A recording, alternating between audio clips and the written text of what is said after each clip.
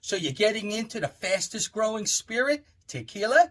Well, I'm going to tell you about things that you might want to know, and it's good. And I'll give you the little bug, and that way you want to dig deeper and explore further. Tequila is a mezcal, and to be called tequila, it must be made in Mexico, and it can only be made with the fermented sugars from the blue Weber agave.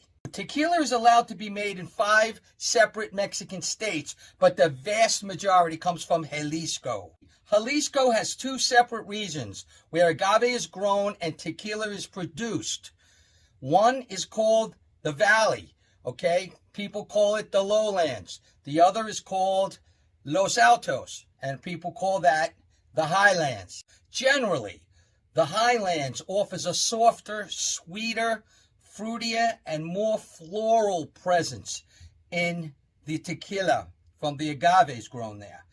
The Valley normally gives you a grittier, more bold, herbal, spicy, because of agave prices and shortages. Some brands are using agave from both regions. Steps of tequila production from the beginning to the end is number 1, planting the agave. Normally that's done by using the baby pups that are around the base of the agave plant from the mother plant. The second is harvesting the agave. I think today it's more like 6 to 7 years. It was a lot longer in the old days. And people that tell you that they're waiting 9 years. Number 3 is chopping the agave piñas when they arrive at the distillery. So it's easier to handle and place into the ovens or the autoclave for an even cooking. The cooking methods. The most traditional is the horno, and that would be like a stone brick oven, okay? The second way is an autoclave.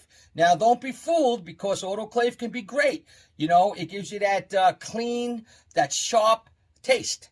And that could be done on low pressure or high pressure. Most places use high pressure because it's quicker. Low pressure would be better. It would act more like a regular oven. The last way is diffuser, which is a horrible procedure. You should learn about that. I have stuff on my Long Island Lou Tequila Learn section.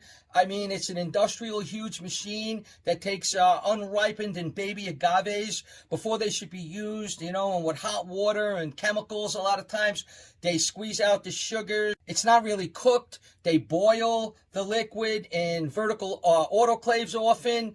It's just not a good way to go. And you should learn the brands that use that inferior method, like Sauser and Corvo and Cazadores, things like that. For the same money or less, you can get 100% agave. You're much better off. It's a better procedure to stay away from the diffuser. The maceration or the crushing of the cooked piñas. Now, that could be done the old way with a Tahona wheel. It's a volcanic stone wheel. That's a good way. You get a lot of minerals, and you can really taste the difference on that. Or you can use a screw press, or you can use a shredder roller. It's the fermentation. You know, you can use natural yeast from the wild. Just let it come in and happen on its own. You can use proprietary yeast or some other type of yeast if you'd like. You don't want anybody that uses accelerant. And fermentation normally takes place in stainless steel tanks, but a lot of them use wood and some use cement. The distillation, it's almost always double distilled, and that's what you want.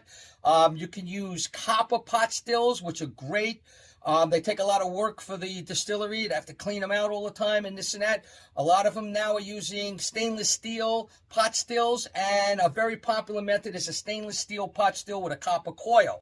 You want some copper to take out the elements that need to be removed. The last step is the resting of the tequila or the immediate bottling of the tequila. Stick with additive-free tequila, okay? You don't want stuff like from the diffuser we talked about. There's going to have to be the use of additives to give it some of that tequila flavor, which isn't there anymore, you know? So you want to go to like TMM, Tequila Matchmaker, a free app, download that, and check out, you know, search your favorite brand. And then see what distillery it's at once it comes up. See what else is made at that distillery. It's all going to taste good like the one you like, okay? So do that. Stick with additive-free brands and learn which ones you like. Number 9 is there's generally 5 expressions of tequila, okay? You don't want to call them types. There's only 2 types of tequila. You know what they are? The first one would be the mixto, which has to be 51% of Blue Weber agave. That way they get to call it tequila on the label. which is, fugazi, for you, those of you who know what that means. You don't want those, You want 100% agave. That's the other type. Now, there's 5 expressions of tequila. Okay, so you have the Blanco, you have the Reposado, the Añejo, the Extra Añejo, and the Joven.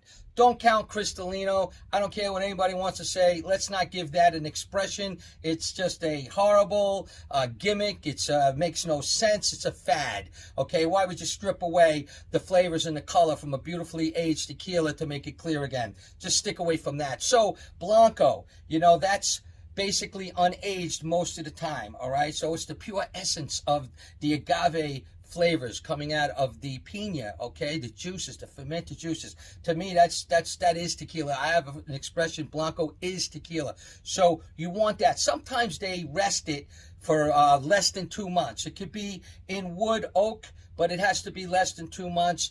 A lot of times they can leave it longer in stainless steel or glass. Next comes a reposado. So you start to develop a little color now, tan, light brown.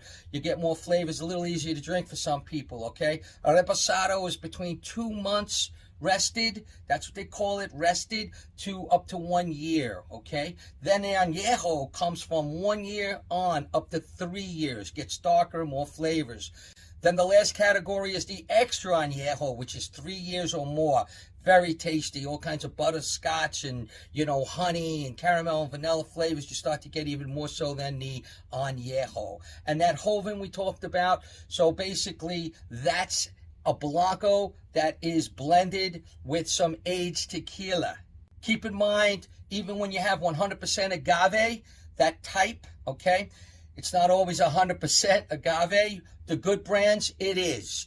The other brands are allowed to legally use 1% of additives allowed by the normas, which are the rules of tequila. So learn what brands, like I say, are the good ones. The traditional brands wouldn't think about using additives. So in that case, you're going to get 100% agave. Yes, drink what you like, but know what you're drinking, okay? Explore other things so you can compare. All right, don't get stuck on a fancy bottle. I have an expression, 85% of tequila in fancy bottles is crap, and it is. So don't buy tequila by the shape of a bottle, okay? And don't get caught up on celebrity tequilas or advertising and promotion, okay? So I hope this helps. This is Long Island Lou Tequila.